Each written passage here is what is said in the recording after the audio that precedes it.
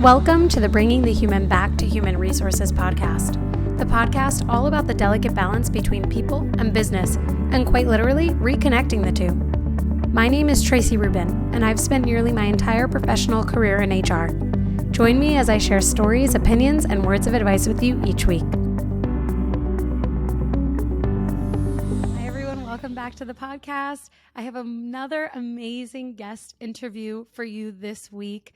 And I have just got to say that I mentioned in 2021 that I had some amazing guests ready for you in 2022. And I just feel like we are hitting the ground running. There's some amazing, amazing people in HR, in business that we are speaking with this year. And I'm just so excited to bring this next guest to your ears or your eyes and your ears, wherever you're listening or watching. So Christine Wzorek, who is the guest for this week, has been named an industry disruptor, which you know I love because we love a little disruption over on this side of the fence. And she was named this industry disruptor in 2019 by Utah Magazine because she has disrupted and redefined how human capital works within the framework of modern business. Like, can we just take a moment to appreciate that? This is like when I think about creating a mood board and a vision board for what I want to achieve in my life. That is it. I want to be known as a disruptor, a challenger of the status quo, and someone who really focuses on humans, right? Like, that's an amazing thing. So Christine, I know you'll be listening to this once it's published. Like, congratulations to you and kudos to you. So Christine has 21 years of collective business strategy and human capital experience, and she has taken the helm of modern business by marrying human capital, business strategy, and financial strategy through the lens of human behavior.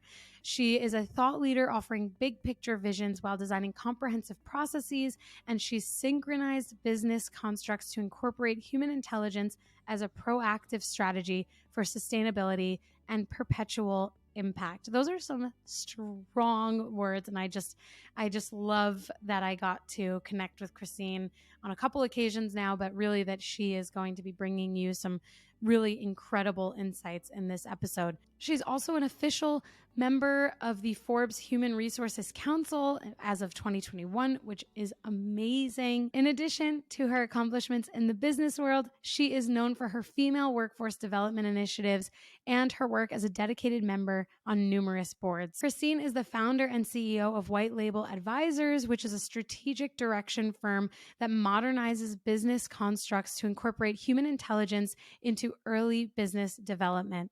So again, remember, she was named a disruptor. So you are going to hear in this episode so many things that just challenge the status quo and challenge what currently exists today. And you'll also hear a moment of reflection from me where I really learned something new. And I hope that you also learned something new today.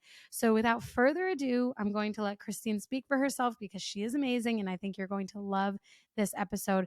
So we're going to jump right into it. Don't forget to rate, review, and subscribe at the end of this episode. Share this episode with someone that you think will enjoy it. And that's it. We're going to get right into it. Enjoy. Well, Christine, welcome to the podcast. Thanks for being here. I know my listeners are going to love this topic because emotional intelligence is everything, I feel like, these days, because it's long gone are the days of calling them soft skills, for example. But before we jump into the good stuff, I'd love to check in with you, see how you are, and see if there's anything you'd like to share with the guests about who you are. Tracy, thanks for the opportunity to be here. I'm delighted and excited, really hoping that what we talk about today by way of emotional intelligence is very helpful for the audience and gives them some new perspective and insight. So just to answer your questions, doing very well.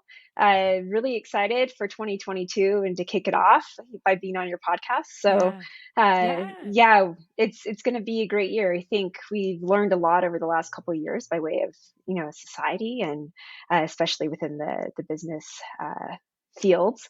And it'll be really exciting to apply kind of those lessons learned this year. I'm excited for this topic because I think it's interesting. We always talk about EQ, especially in HR. I feel like because we're people, but there isn't always a whole lot of discussion around it. I think a lot of people just kind of assume that they know what emotional intelligence is and kind of run with it. So I feel like it could be a good place to start by kicking off this episode just by defining emotional intelligence for those maybe who don't know or are not familiar with the term. And for those of you listening, EQ is synonymous with emotional intelligence. It's like saying IQ for your intellect, but instead we're saying EQ. So, Christine, if you could give us the lowdown on what it means to have EQ, or what EQ means, and how people typically embody having a strong or high EQ. The simplest and easiest way that I can describe EQ is the recognition of the importance to understand another. Through that understanding of another person,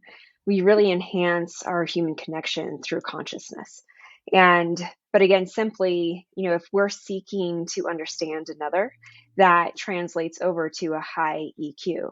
If we have, no desire to understand another, we really will score very low on that EQ ranking. It makes me think about how leaders, especially, take EQ and run with it, because I actually think, when I think about business at least, the things that make a leader a strong leader, or a leader that people want to work for example, are those who probably embody a higher EQ because they're compassionate, or they're considerate, or maybe they're thinking about the impact of their actions and their communication.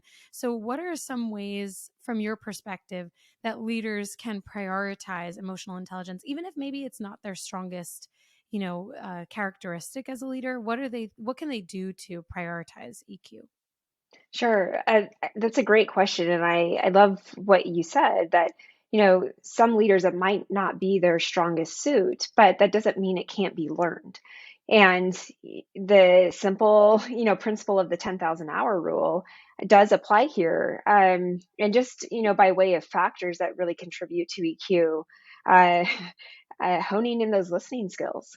Are you really giving time to your team? Or if you're a CEO or part of an executive team, are you really giving time to understand your division or your company?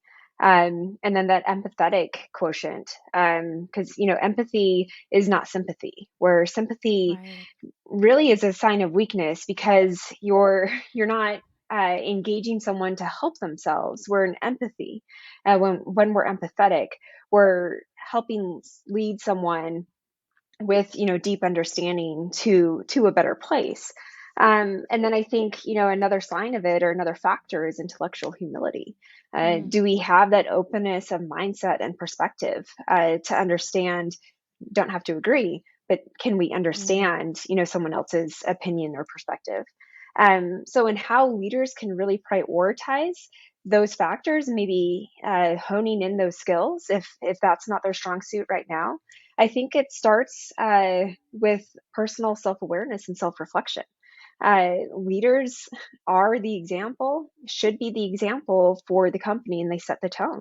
They're the embodiment, of the corporate social behaviors, and that goes far beyond the stated values. So if a leader starts with their own self-awareness and self-reflection on how they can improve, I think that's just the very first step. And then from there, it's what are they doing by way of actionable efforts to really engage, to understand their workforce. So Yeah. if we look at being a learning organization, do they promote learning and development with That's a good maybe a point. mid-level manager group or a junior level management group? Do they promote it within their divisions and on their teams? Because learning, provides a way for us to become more emotionally intelligent. Yeah. And if we're not a learning organization, it means we're probably more fixed in our mindset, and more fixed in our processes. But I think additionally, do we have employee resource groups? Are we allowing the employees to engage with each other to maybe promote, their own personal hobbies, interests, or contribute to the community in meaningful ways that is fulfilling to the employees? And then, very simply, looking at our talent acquisition processes or recruiting processes. which is really, that the beginning of the life cycle for our people and HR activities.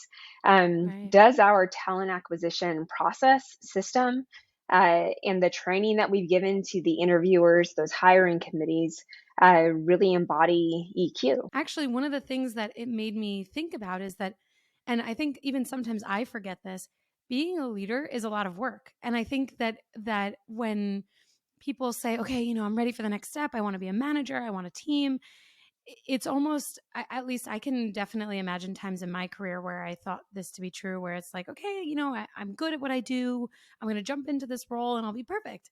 And you jump into the role and there's so much, not only like on your plate that you now are adapting to, and you have to figure out what that looks like to be a good leader, but it's a continuation of work. You have to constantly learn. So when you're talking about how learning and is really is synonymous with developing a higher EQ, and in summation, I mean, that's exactly it, is that when you sign up and sign on to be a leader and manager, whether in title or just in stepping up to the plate, because definitely there are leaders without the title, which are sometimes the most amazing leaders in training, basically, in my opinion. It's in those moments where you're continuously learning and growing that you not only create the foundation of being a strong leader, but you continue in your efforts in becoming a stronger leader, because you could be a strong leader today, but 2 years down the line you haven't learned anything new, you haven't tried anything new, and maybe your leadership is a little bit soft. And so when you talk about the talent acquisition side of this, it makes me think actually about DE&I, for example, and really employee engagement, because you could recruit someone and put on this amazing performance that the business and the team is amazing, but then when push comes to shove, you're not really, maybe you're trying to recruit top talent, but you're not actually actively learning and growing and developing your team. So I guess with all of that, I know that's a whole lot of summarizing points, but when you think about employee engagement and you think about DE&I, how do those two things, or how does EQ play a role in both of those things, and how do leaders take these learning opportunities and create more safe spaces, for example? Fantastic question, and I love the summary.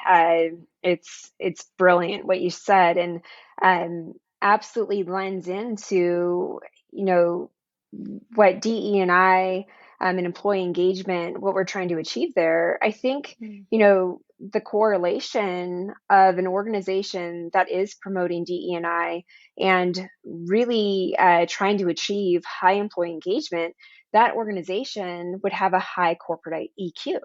mm, And if we look at ranking a company by their EQ, generally high or low, those organizations that are actively engaged in DE&I, mm, it means that they understand that people are people, and we don't necessarily need to segment a non-diverse and a diverse workforce. It's just, hey, we are completely open and accepting of all perspectives, and we don't want to be a closed-minded, narrow-minded, and narrowly represented group. That we need to bring in people that have different backgrounds, different right, educations, different perspectives on how we achieve kind of our goals as an organization. And and if we do that, that translates directly over to employee engagement. I really love to simplify KPIs for employee engagement down to three basic metrics. And it's how happy are the employees, how fulfilled are the employees, and how safe are the employees. And we can talk ooh, about I physical love safety, that. but really psychological safety. Yeah. And so if we start with that happiness factor, it goes exactly to what you were saying about, as a leader, am I improving myself? But another factor to high corporate EQ would be, is that company or is that executive team really cognizant of the need to provide tools to their management team or to their leadership team? what is the company doing to invest in training and developing their leaders? And I think, we see so often career tracks start in management because we were a fantastic employee. And we had, fantastic kind of analytical skills where we were thorough and detail oriented, and we could, work through a task list. But those skills, even though fantastic, don't translate well over to management, Mm-hmm. where we have to have some sense of wanting to invest in other people, to see them grow, right? And sometimes even grow beyond ourselves. And that, I think that's a mark of leadership, is when uh, you see leaders that have impacted people that can really rise. How are we investing in leadership? How are we pre-selecting our management team so that we take this fantastic employee that has overperformed, consistently, and we understand if they truly can succeed as a manager in our company, what management at our company Mm. means. What opportunities are we offering to our employees by way of engagement to be fulfilled? Lastly, with the safety piece and psychological safety, we know that through research and data, employees contribute better and are more highly connected when they feel a sense of belonging and a strong sense of belonging to a group or an organization. So psychological safety, is a precursor to that ability to feel like you belong. And Mm-hmm. it's really interesting in now kind of analyzing the talent market and diverse candidates that are trying to come into organizations where they haven't felt like they've belonged. And so they may have lower tenures consistently, and they're being reviewed by a non diverse team who expects to see metrics uh, consistent with their own. But they're not, and so that Yeah. belonging factor really plays in and ties back around to, the understanding around talent acquisition, and how we can uh, really stop eliminating diverse candidates or knocking out diverse candidates from our hiring protocols, because they might not, match a non-diverse group's kind of work history. Right. Wow. My wheels are definitely turning in this because there are some things that even I'm like learning or thinking about differently, and hearing you speak about these things, for example, with the employee resource group, because it's something that I found really took the world by storm in 2021. We found out that LinkedIn, for example, is paying their heads of employee resource groups like $10,000 a year, I think, just for leading that effort. I think I'm getting that correct, but when I think about that, and obviously I understand and know and appreciate the importance of employee resource groups, but I don't know that I fully thought it through the connection to belonging and how belonging and KPIs are so deeply connected. And I think about retail, for example, which is the industry that I'm most familiar with because of my career and my background. And there are people that come to mind about when I think about how KPIs and belonging and employee resource groups and that whole bubble of feeling connected to what you're doing, feeling connected at work, can really impact your achievement. I'm starting to think differently in just hearing what you're sharing about, well, how as HR partners, especially, and there are a lot of listeners who are actively in HR leadership roles, and there are a lot who are trying to get into HR. And then there are some who are not in HR at all, but enjoy the podcast, which is great. But I almost challenge everyone listening, because I'm challenging myself with this. When we go into these annual review processes, which are happening now, and we think about, especially as we're holding people accountable or we're having those difficult conversations, thinking about, like, is belonging part of the puzzle? Is belonging and psychological safety a topic to broach with that individual if they are struggling, especially if it's a new struggle, if they've maybe achieved consistently before and now they are, maybe out of nowhere or unexplainably struggling with achievement. And I know, even in my own experience, I'm sure you can relate to this too, when you're in a situation that you're not, maybe you're in an environment that you're not happy in, your achievement, definitely, you can feel your achievement, your interest, your inspiration, all of that takes a back seat. And so I guess I'm challenging myself and the listeners when they have someone who's struggling or maybe is not achieving, to think beyond the lines that have been painted for us, and rather than just saying, okay, well, are you interacting with enough people, are you doing all the things that are in your job description? Maybe the question is also, well, are you happy here? Are you enjoying what you're doing? Is there anything as your leader that I can do to make you feel more connected? Is that part of it? A piece too that may change or may uh, may be the causation to that sense of belonging changing is within organizations. We kind of learn in business school that there's a maturity cycle, Mm-hmm. there's a business life cycle, but the other layer to that is the employee's identity to the organization as it changes and evolves. And this is really helpful and useful information, I think, even for those listeners who aren't in leadership positions.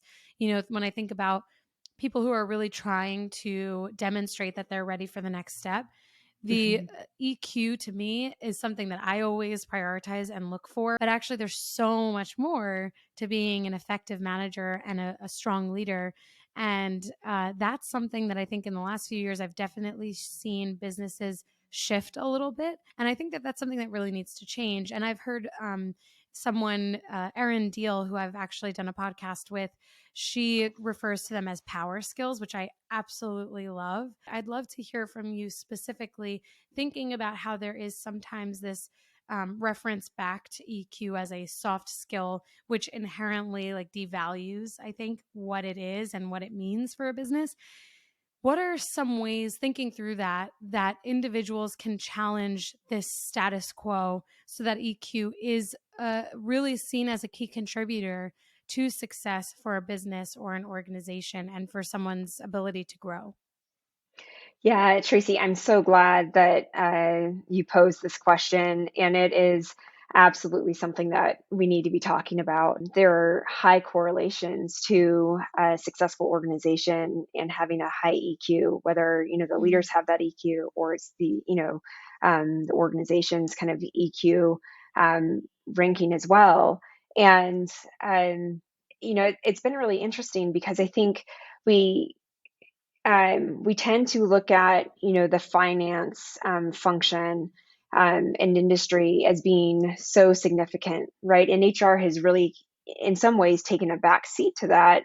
And we had articles coming out in the early 2000s saying we needed to blow up HR. So I think Mm-hmm. this is that missing piece, and we finally have the data and the research to truly recognize it. And it absolutely, is a power skill, and it's a force multiplier for people Mm-hmm. and for organizations. I was just, over the weekend, just reading PitchBook's annual summaries on the private equity industry and the VC groups, and the the valuations and the Mm. rise in valuations over the course of the year are really phenomenal. And I don't think we can avoid looking at what has happened within those industries and ESG, so environmental and social giving, and the acquisitions and the creation and the investing into companies that are providing online mental health benefits have Yeah. increased dramatically last year. And with Wow. both of those, we're seeing this in the market. It's not something that we're just talking about. It's something that's truly happening. There is real action around it. And we're seeing the valuations for private equity and venture capitalism increase because of these things. Wow. Wow. And I think one of the missing components that has maybe attributed to the designation as a soft skill is that we haven't had, this is changing too, but we haven't had technology that could really capture this kind of human connection, consciousness, Mm. and belonging. But we do have some pretty incredible AI technology that's coming to market now, that through machine learning and natural language processing, and a lot of work being done in decentralization of data is lending to the ability to actually capture this analytically. And so we're going to see within HR many, many tools coming to the market that will provide us with the tools, a company or an HR team, to show by numbers and data that that everything that we're talking about today is wildly important and can improve at the end of the day, the strength of our management, the strength of our balance sheets and financials. Wow. I love that. I'm excited for the future of this. I think, when we think about what makes a business interested almost in developing the EQ and the wellness and belonging, and you're so right that, well-being and a focus on well-being has dramatically increased, which is a wonderful thing. And I certainly think that that contributes to belonging and a sense of belonging for employees as well. But I think about how the qualitative elements of a business, which so often sit with HR, how people feel, how they're connected, if they are, passionate about what they're doing. And if in surveys, for example, they're saying that they work for a company that cares about them, the things that so often in antiquated cultures, for example, the qualitative didn't play as significant of a role. And I've definitely on the podcast talked about how HR has grown over the years and how it used to be personnel and it used to be just a department focused on making sure employees were paid, that they had benefits, and when there were issues or investigations that they were completed. But HR has taken this and morphed into this incredible network for making the qualitative quantitative and seeing people, processes, and operations as a direct impact on the top and bottom line for businesses.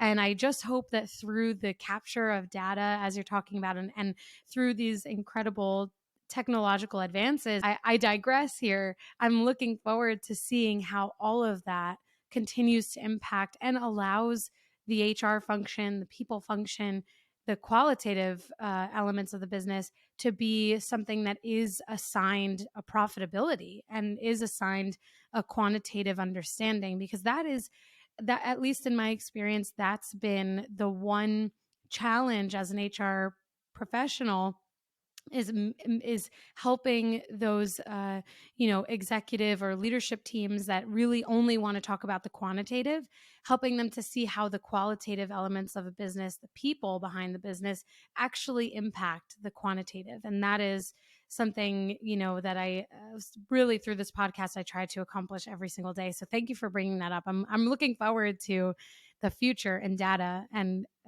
everything that means for all of us.